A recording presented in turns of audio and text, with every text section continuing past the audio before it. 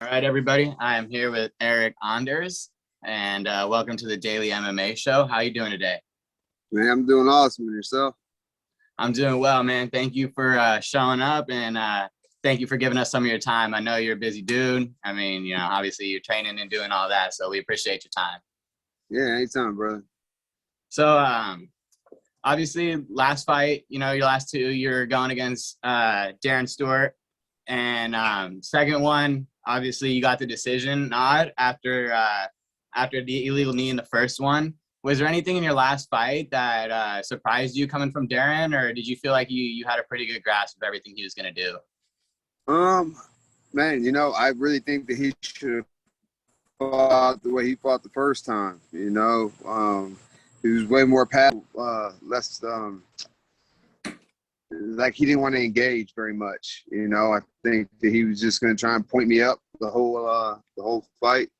And I think he really should have went after it.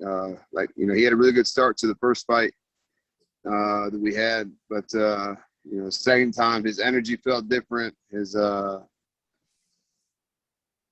everything about him just felt different and off compared to the first one. So I don't know if it's because of how the first one went. He was a little more gun shy, but I really thought that he would engage more than he did. Yeah, I was just going to ask, did you think it was because of the weight jump? I know you fought the last one at middleweight, and then this one you guys were at light heavyweight. Do you think that might have to do with it? I mean, you're also a big dude. I'm sure you got heavy hands, too. I wouldn't want to get hit by too many of those shots that he took in the first fight. I don't know if the weight had anything to do with it. It was his decision. We both signed to fight in middleweight again the second time. And then he came back and said he didn't want to cut any weight, so we fought at 205. He felt my strength and stuff in the first fight, and so he didn't want that again. So he was, just trying to, point fight, and that's how I've lost a lot of my fights is guys sticking and moving. So I think that that was his game plan, was to just touch, and try to make it out of there 15 minutes. And I was just gonna ask, how do you feel about light heavyweight? Do you want to stay at middleweight? Did you feel more comfortable at light heavyweight? Where should we expect to see Eryk next? Middleweight for sure. I prefer middleweight. It's it's a bit more of a cut for me, but I just feel more like engaged during the camp. Even when I'm at home, when I'm fighting middleweight, even when I'm at home and not training, I'm thinking about my weight, my diet, and things like that. And the fight is just constantly on my mind. When I fight at 205, when I leave the gym, that's usually the last I think about it. So I think I like middleweight better. And I was just wondering, did you watch the fights last night? Oh yeah, as much as I could. I was traveling yesterday, so I missed like the first three, and then like the last two rounds of the Uriah Hall fight. I was just gonna say, because in the co-main event, there was a head kick knockout that seemed eerily familiar to something you did actually. I was wondering if you saw that and what you thought. That kick right there is guaranteed 50 G's. So, I think a lot of fighters leave that strike on the table, and it's there all the time because they teach you like that's like a safe way to get up, but you can't do it when the person's standing on top of you like that. But it takes a great bit of timing, I think, to make sure they're up off the ground to be able to land that kick. Yeah, I was just gonna say. It was literally a game of inches in that head kick last night. She had literally just put her hands up off the floor, and it landed so flush, and it was fantastic. Honestly, it looked great, and I just thought maybe it was a little reminiscent in your head of something you did earlier. So I thought you might get a kick out of that one a little bit. Yeah, I think Bilal Muhammad coined it the "your boy kick," so we're gonna rock with that. Yeah, hey, that's a good way to keep your name out there, man. I like it. Yeah, it was cool. I think the ref probably should have stopped that as soon as the kick landed. She let the girl get up and take a few more punches than she probably needed to. So But you know, it is what it is. You want to get paid, land that kick. Yeah, and I was just gonna ask. You said you were traveling. Are you back home now, or are you moving? I know you're fighting out of Scottsdale now, but I believe I read you were from Alabama. I didn't know if you were living full time in Scottsdale or what are you doing? No, I live full time in Birmingham, Alabama. I was in Iowa in Cedar Rapids to check out some MMA fights. I'm getting into like the managing side of the games. So there were some fighters I wanted to check out in Iowa. So I was watching them fight and, you know, checking them out. And is this something you plan on keeping on doing, is training in Scottsdale and then living back in Alabama, or what's your plan moving forward? Yeah, you know, I'm essentially 2-0 since I started doing that. I just think it's good. You know, I get to, you know, kind of transform, if you will. You know, when I train at home and then I come home and, you know, I got my wife's titties in my face and then the kids running around and doing the father thing, you know, it kind of makes it hard to get in that mode, you know. But when I'm by myself, I can kind of get in the zone, so to speak, and, you know, kind of isolate myself to myself and my thoughts. And, yeah, it's worked out really well these last few fights. And your second approach with Darren, obviously we talked about it a little bit. You were pretty grapple heavy, you know, up on the fence trying to get a takedown. But in that first fight, like you said, I mean, it was fireworks. You had me jumping out of my seat. I thought I was going to see a first round finish. I was yelling and screaming. Neighbors probably on the phone with the police thinking something's going on in my house. But I mean, what can we expect Eryk to do more? Did you want to be that more kind of flashy firework fighter, or did you just want to show that you're well-rounded? Man, really for that fight, I just really wanted to wear him out because I knew the longer the fight went on, the more it favored me. And, you know, I know the fight only lasted like 4.5 minutes the first time, but he was pretty quick and fast early on.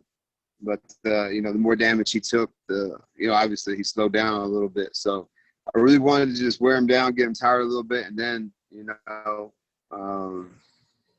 made my move, especially because he was so, you know, hell-bent on moving so much. I just wanted, you know, just to stay here for a little bit, get tired, and then choose my shots. But, yeah, dude, I like the hands. But, man, the guys who move a lot, you got to slow them down a little bit, get them tired. And then, you know, when they slow down, they stop moving so much, then you can kind of pick and choose your shots. And this is just like a personal question for me. I see a lot of fighters with these leg kicks. You know, they're so prevalent coming into the game now. It seems like everybody's throwing them. He threw a couple of them where it looked like it should have hurt. But you just kept pressing forward, and I feel like you eat leg kicks better than anybody I've ever seen. Is it like a mental thing in your head where you just tell yourself that these leg kicks won't hurt me, or do you just not feel them? Man, you can't skip leg day, baby. Yeah, you know, I think that, you know, I'm pretty well put together. You know, I got, you know, some pretty nice sized legs, and you know, I think like the muscle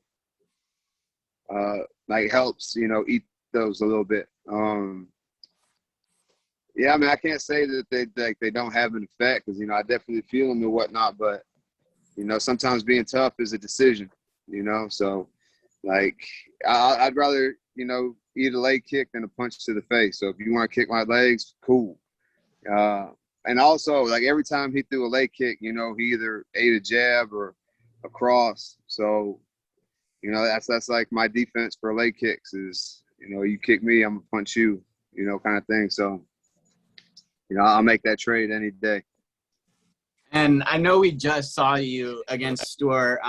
What's the rest of the year looking like for you? Obviously, you're at home. You probably want to take some time with the wife and kids, but can we expect to see you maybe one more time the rest of the year or maybe twice? Yeah, you know, I think that Madison Square Garden card in November would be a great time for me to come back. I just had my nose fixed and my knee fixed. So, you know, here in a few weeks, I should be good to go to start training full speed and then, you know, be able to get a full camp out there in Arizona with Eddie Chaw and Santino DeFranco. And, you know, November would be perfect. Is there anybody maybe you want to see in November, or does it not matter to you? Just line them up and you'll knock them down. Typically it doesn't matter, but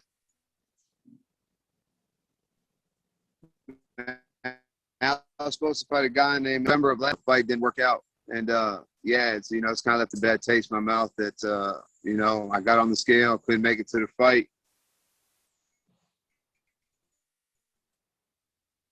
So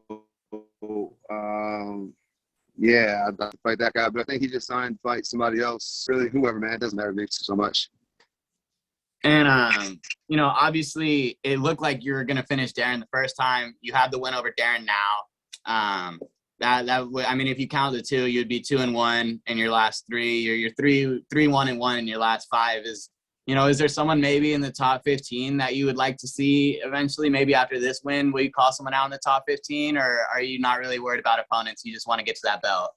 Yeah, I think realistically to fight for that in that top 15, you have to put together a streak in the division. My last win is at 205, so maybe one or two more wins at middleweight, and I'll get a ranked guy, and then you can move up pretty fast depending on who your opponents are in that top 15. And I mean, like I said, you're heavy-handed, so a big KO win goes a long way, I'm sure, especially with the fans. People will start calling for you to start getting those top guys as well as you calling for yourself to get them. I mean, I would like to see you move up a little bit. Obviously, you say you want to get one in November. You would like to get that rematch going again. But, I mean, I think you're an exciting fighter, man. I would like to see you get moved up into that top 15. Yeah, I think when you finish fights, especially like knockouts, fans like it, the UFC likes it, the officials like it. Everybody likes to see knockouts, So, I go out there and knock a few people out, and I'll for sure be in that title picture. And coming up, we got UFC 255, I believe, or 265, sorry, with Derek Lewis. Are you going to be watching that fight, and do you have any predictions for that? I'm going to be in attendance. Okay, you're going to be seeing yeah, me and my wife are going to the fight, damn right, I mean, I'm a fight fan, so it's cool that I get to do something that I'm a fan of, so even when I'm not fighting this, even from the amateur level all the way up to the UFC and everywhere in between, I just thoroughly like watching fights. So when I get a chance to go see a fight of that caliber and that level, especially all the other fights that are going on, Chiesa's fighting Luque Vicente. I don't know, Amanda Nunes got pulled from the car, but she was supposed to fight. She's must-see TV. So yeah, we're gonna go. We're gonna watch, and man, I don't know. You can definitely see this fight going both ways. You can see Cyril Gane pointing him up for 5 rounds. But man, the exciting part every time Darren Lewis fights is it doesn't matter the skill set or experience or anything. Darren Lewis touches you, you're gonna feel it. So it's like he has that great equalizer, And I was just going to say, obviously you say you're a fight fan, you're a big fight guy, you're in the UFC, but before this, you played football over at University of Alabama. You became a champion there. Are you a big football guy at all, or are you just kind of focused now on fighting and you're kind of done with that and that's in your past? Man, the problem with football, man, is it's like a 3-hour ordeal, for 8 minutes of action, So yeah, football is, you sit out there in the sun, and it's like teasing to watch. Man, I love playing it. Don't get me wrong, but to watch football, it's like I go watch football. I go watch an MMA fight, 15 minutes of action. All 15, the whole thing, the whole 15 minutes is action. And then I can get up and go to the bathroom. I can grab a beer, grab a burger, do whatever I need to do. Go sit down, watch another fight, and then get up and do whatever. Football, man, you're kind of just like stuck there. So, I think that, if I'm watching, I have to pick one to watch on TV or in person, I'm definitely going to pick MMA. Yeah, I mean, I get you. I'm not I was a big football guy there for a while, but ever since I've been kind of on the MMA track, it's like you said, like it captivates me, you know, like that's the best part about MMA. It's like, it's a crazy sport out there. You know, you could see a flash knockout at any minute. You could see someone getting jump submitted any minute now. So yeah, I get you there. Like the captivation factor is unreal when it comes to UFC.